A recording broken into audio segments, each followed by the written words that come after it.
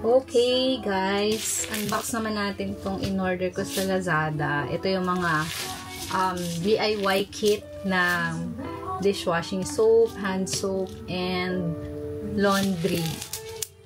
Liquid laundry detergent. So, another no video, no return, no refund daw.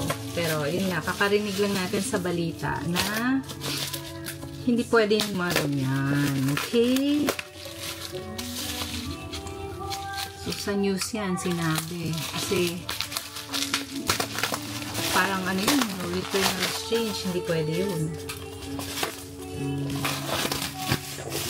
Meron namang ano sila sa protection for buyers, mga returns.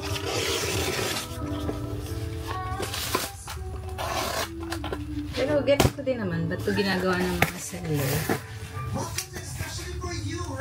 So, ayan. So, ito. May 3 box siya sa loob kasi ito yung mga kits. Okay. Ito, may label naman ito. Laundry liquid detergent. So, in-order ko yung Breeze type. Nalagay ko na lang sa description box yung link kung gusto nyo rin gumawa ng sarili nyong dishwashing soap, hand soap, tsaka laundry detergent. Kasi sobrang matipid talaga. Ito naman, liquid hand soap, vanilla scent. And then, ito, yung dishwashing liquid, calamansi naman. So, yan yung alam niya. Pero, buksan na rin natin to check. So,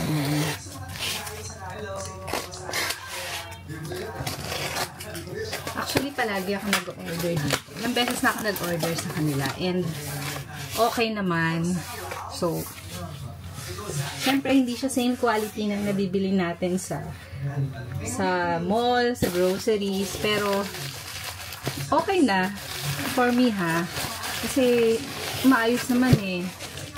Since pandemic, nag-start na akong gumawa ng mga ganito. Kasi sobrang tipid talaga. So, ayan.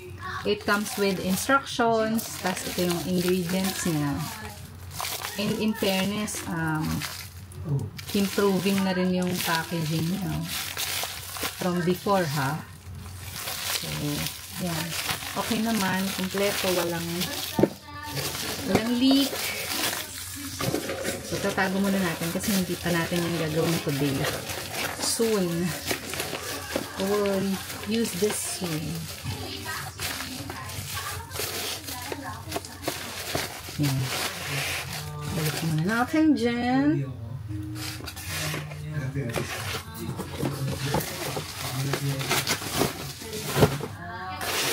And then, ito naman, liquid hand soap. Yan. Kung may time kayo guys, may someone na may time sa bahay na pwedeng gumawa, recommended ko talaga to kasi sobrang matipid talaga. So, ito ganun din. Ito naman yung sa liquid hand soap. Meron silang mga common na ingredients. Pero, ayan, nakabubble wrap pa yung isang surfactant. Okay. So, no leak. Good naman siya. And last is the liquid detergent. Ito, gagawin ko na to. Hindi mamaya tomorrow. Kasi ubos na eh. Naubusan kami. Hindi ako agad nakabili. Ayan. Okay. So, looks good din naman. Lahat yan palagi may instructions.